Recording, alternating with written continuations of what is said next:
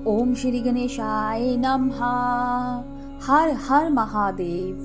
मैना का विलाप, शिव के साथ कन्या का विवाह न करने का हठ, देवताओं तथा ऋषि श्री विष्णु का उन्हें समझाना तथा उनका सुंदर रूप धारण करने पर ही शिव को कन्या देने का विचार प्रकट करना। ब्रह्मा जी कहते हैं, नारद, जब हिमाचल प्रिय सती मैना को चेत हुआ तब वे अत्यंत शुभ होकर विलाप एवं तिरस्कार करने लगी। पहले तो उन्होंने अपने पुत्रों की निंदा की, इसके बाद वे अपने और अपनी पुत्री को दुर्वचन सुनाने लगी। मैना बोली, मुने, पहले तो तुमने यह कहा कि शिवा शिव का वरण करेगी, पीछे मेरे पति हिमावन का कर्तव्य बताकर उन्हें आराधना पूजा में लगाया, परंतु इसका व्यर्थार्थ फल क्या देखा गया? विपरीत एवं अनर्थकारी दुर्बुद्धि देव ऋषि, तुमने मुझ अधम नारी को सब तरह से ठग लिया। फिर मेरी बेटी ने ऐसा तप किया जो मुनियों के लिए भी दुष्कर है। उसकी उस तपस्या का यह फल मिला जो देखने वालों को भी दुख में डालता है। हाय, मैं क्या करूं, कहां जाऊं, कौन मेरे दुख को दूर करेगा? मेरा कुल आदि नष्ट हो गया, मेरे जीवन का भी नाश हो गया। कहाँ गए ये दिव्य ऋषि? पाऊं तो मैं उनकी दाढ़ी नोच लूं। वशिष्ठ की वह तपस्विनी पत्नी भी बड़ी धूर्ता है, वह स्वयं इस विवाह के लिए अगवा बनकर आई थी। ना जाने किन किन के अपराध से इस समय मेरा सब कुछ लुट गया। ऐसा कहकर मैना अपनी पुत्री शिवा की ओर देखकर उन्हें कटु वचन सुनाने लगी। अरे दुष्ट लड़की, तूने ये कौन सा कर्म किया जो मेरे लिए दुखदायक सिद्ध हुआ? तुद दुष्टा ने स्वयं ही सोना देकर कांच खरीदा है, चंदन छोड़कर अपनी अंगों में कीचड़ का ढेर पोथा है। हाय हाय, हंस को उड़ाकर तूने पिंजरे में कौवा पाल लिया, गंगा जल को दूर फेंक कर कुएं का जल पिया, प्रकाश पाने की इच्छा से सूर्य को छोड़कर यत्न पूर्वक जुगनू को पकड़ा, चावल छोड़कर भूसी खा ली, घी फेंक कर मोम के तेल का आदरपूर्वक भोग लगाया, सिंह का आश्रय छोड़कर सिहार का सेवन किया, ब्रह्म विद्या छोड़कर कुसित गाथा का श्रवण किया। देवी, तुमने घर में रखी हुई क्षय की यश की मंगलमयी विभूति को दूर हटाकर चिता की अमंगलमयी राख अपने पल्ले बांध ली, क्योंकि समस्त श्रेष्ठ देवताओं और विष्णु आदि परमेश्वर को छोड़कर अपनी कुबुद्धि के कारण शिव को पाने के लिए ऐसा तप किया। तुझे को, तेरी बुद्धि को, तेरे रूप को और तेरे चरित्र को बारंबार धिक्कार है।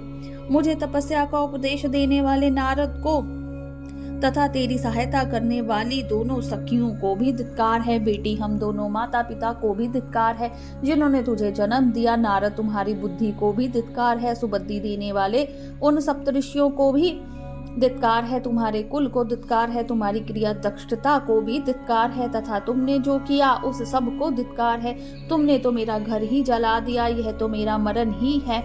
ये पर्वतों के राजा आज मेरे निकट न आए, सप्तऋषि लोग स्वयं मुझे अपना मुंह न दिखाएं, इन सब ने मिलकर क्या साधा, मेरे कुल का नाश कर दिया। हाय, मैं बांझ क्यों नहीं हो गई, मेरा गर्भ क्यों नहीं गल गया, मैं अथवा मेरी पुत्री ही क्यों नहीं मर गई, अथवा राक्षस आदि ने भी आकाश में ले जाकर इसे क्यों नहीं खा लिया। पार्वती, आज मैं तेरा सिर काट डालूंगी, परंतु ये शरीर के टुकड़े लेकर क्या करूंगी। हाय हाय,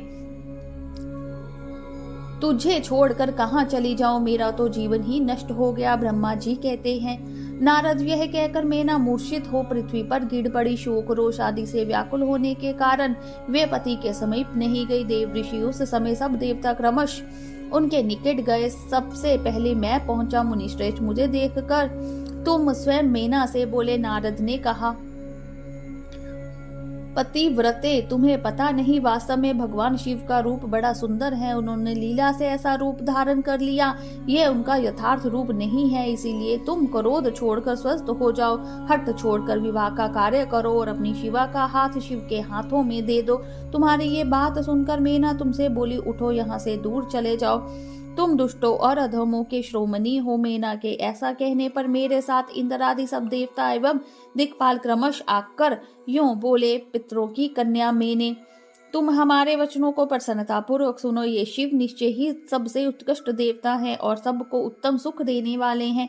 आपकी पुत्री के अत्यंत दुस्सह तप को देखकर इन भक्त वत्सल्य प्रभु ने कृपा पूर्वक उन्हें दर्शन और श्रेष्ठ वर दिया था। यह सुनकर मीना ने देवताओं से बारंबार अत्यंत विलाप करके कहा, शिव का रूप बड़ा भयंकर है, मैं उन्हें अपनी पुत्री नहीं दूंगी। आप सब देवता प्रपंच करके क्यों मेरी इस कन्या के उत्कृष्ट रूप को व्यर्थ करने के लिए उदित हुए हैं।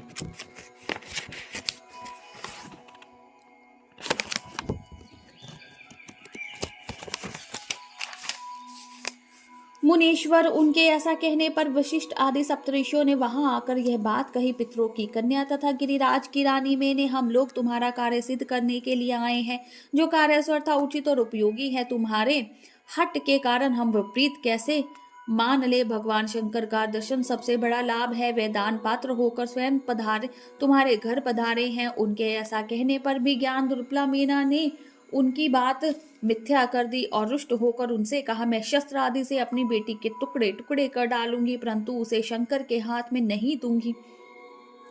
तुम सब लोग दूर हट जाओ, किसी को मेरे पास नहीं आना चाहिए। ऐसा के अत्यंत विहल हो विलाप करके मीना चुप हो गई। मुने वहां उनके इस बर्ताव से हाहाकार मच गया। तब हिमालय अत्यंत व्याकुल हो वहां आए और मीना को समझाने के लिए प्रेम पूर्वक तत्व दर्शाते हुए बोले। हिमालय ने कहा, प्रिय मैंने मेरी बात सुनो, तुम इतनी व्याकुल क्यों हो गई? देखो तो कौन कौन से महात्मा तुम्हारे घर पधारे हैं, तुम इनकी निंदा क्यों करती हो? भगवान शंकर को तुम भी जानती हो, किंतु नाना नाम रूप वाले शंभू के विकट रूप को देखकर घबरा गई हो। मैं शंकर जी को भली भांति जानता हूँ, वे ही सबके प्रतिपालक है, पूजनियों के भी पूजनीय हैं तथा अनुग्रह एवं निग्रह करने वाले हैं। निष्पाप प्राण प्रिय, हट ना करो, मानसिक दुख छोड़ो, सुव्रते शीघ्र उठो और सब कार्य करो। पहली बार विकट रूपधारी शंभू ने मेरे द्वार पर आकर जो नाना प्रकार की लीलाएं की थी, मैं उनका आज तुम्हें स्मरण दिला रहा हूँ। उनके उस परम महात्मय को देख और समझ कर उस समय मैंने और तुमने उन्हें कन्या देना स्वीकार किया था। प्रिय, आपकी अपनी उस बात को प्रमाण मान कर सार्थक करो। इस बात को सुनकर शिवा की माता मीना हिमालय से बोली, नाथ मेरी बात सुनिए और सुनकर आपको वैसा ही करना चाहिए। आप अपनी पुत्री पार्वती के गले में रस्सी बांधकर इसे बेखट के पर्वत से नीचे गिरा दीजिए, परंतु मैं इसे हर के हाथ में नहीं दूंगी। अथवा नाथ अपनी इस बेटी को ले जाकर निर्दयता पूर्वक समुद्र में डुबो दीजिए। गिरिराज, ऐसा करके आप पूर्ण सुखी हो जाइए। स्वामी आदि विकट रूपधारी रुद्र को आप पुत्री दे देंगे तो मैं निश्चय ही अपना शरीर त्याग दूंगी। मीना ने जब हट पूर्वक ऐसी बात कही, तब पार्वती स्वयं आकर के रमणीय वचन बोली, माँ तुम्हारी बुद्धि तो बड़ी शुभकारक है, इस सब समय विपरीत कैसे हो गई? धर्म का अवलंबन करने वाली होकर भी तुम धर्म को कैसे छोड़ रही हो? ये रुद्रदेव सबकी उत्पत्ति के कारण भूत साक्षात ईश्वर है, इनसे बढ़कर दूसरा कोई नहीं है। समस्त श्रुतियों में यह वर्णन है कि भगवान शंभु सुंदर रूप वाले तथा सुखद हैं, कल्याणकारी महेश्वर, समस्त देवताओं के स्वामी तथा स्वयं प्रकाश है। इनके नाम और रूप अनेक है। माता जी श्री विष्णु और ब्रह्मा आदि भी इनकी सेवा करते हैं, ये सबके अधिष्ठान है, कर्ता हर्ता और स्वामी है, विकारों की इन तक पहुंच नहीं है। ये तीनों देवताओं के स्वामी अविनाशी एवं सनातन है, इनके लिए ही सब देवता किंकर होकर तुम्हारे द्वार पर पधारे हैं और उत्सव मना रहे हैं। इससे बढ़कर सुख की बात और क्या हो सकती है? अतः यत्न पूर्वक उठो और जीवन सफल करो, मुझे शिव के हाथ में सौंप दो और अपने गृहस्थ श्रम को सार्थक करो। माँ, मुझे परमेश्वर शंकर की सेवा में दे दो। मैं स्वयं तुमसे ये बात कहती हूँ, तुम मेरी इतनी सी विनती मान लो। यदि तुम इनके हाथ में मुझे नहीं दोगी तो मैं दूसरे किसी वर का वरण नहीं करूंगी, क्योंकि जो सीख का भाग है उसे दूसरों को ठगने वाला सिहार कैसे पा सकता है? माँ, मैंने मन, वाणी और क्रिया द्वारा स्वयं हर का वरण किया है, हर का ही वरण किया है।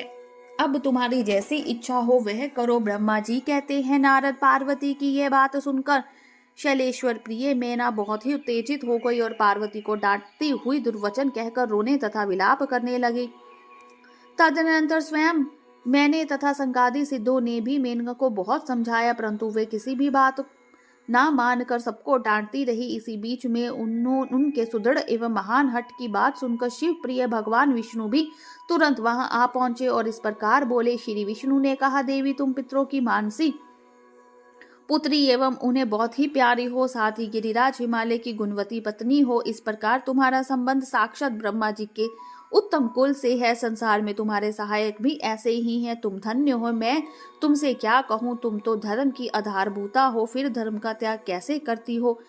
तुम ही अच्छी तरह सोचो तो सही। संपूर्ण देवता, ऋषि, ब्रह्मा जी और मैं सभी लोग विपरीत बात ही क्यों कहेंगे। तुम शिव को नहीं जानती। वे निर्गुण भी है और सगुण भी हैं, कुरूप भी हैं और स्वरूप भी हैं, सबके संयोग तथा सप्त पुरुषों के आशय हैं।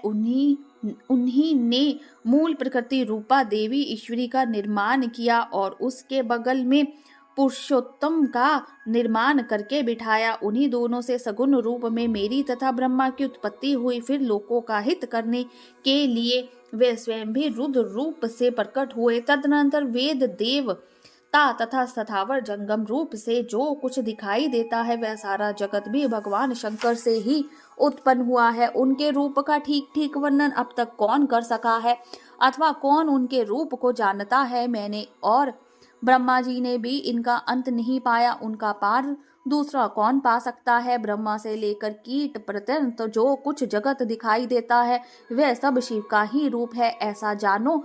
इस विषय में कोई अन्यथा विचार नहीं करना चाहिए। वे ही अपनी लीला से ऐसे रूप में अवतीर्ण हुए और शिवा के तप के प्रभाव से तुम्हारे द्वार पर आए हैं। अतः हिमाचल की पत्नी, तुम दुख छोड़ो और शिव का भजन करो। इससे तुम्हें महान आनंद प्राप्त होगा और तुम्हारा सारा क्लेश मिट जाएगा। ब्रह्मा जी कहते हैं, नारद श्री विष्णु के द्वारा इस प्रकार समझाई जाने पर मेना का मन कुछ कोमल हुआ, परंतु शिव को कन्या न देने का हठ उन्होंने तब भी नहीं छोड़ा। शिव की माया से मोहित होने के कारण ही उन्होंने ऐसा दुर्ग्रह किया था। उस समय मेना ने शिव के महत्व को स्वीकार कर लिया। कुछ ज्ञान हो जाने पर उन्होंने श्री हरि से कहा, यदि भगवान शिव सुंदर शरीर धारण कर ले तब मैं उन्हें अपनी पुत्री दे सकती हूँ, अन्यथा कोटि उपाय करने पर भी नहीं दूंगी। यह बात मैं सच्चाई और दृढ़ता के साथ कह रही हूँ। ऐसा कहकर दृढ़ता पूर्वक उत्तम व्रत का पालन करने वाली मेना शिव की इच्छा से प्रेरित हो चुप हो गई। धन्य है शिव की माया जो सबको मोह में डाल देती है। बोलिए शंकर भगवान की जय, उमापति महादेव की जय, हर हर महादेव।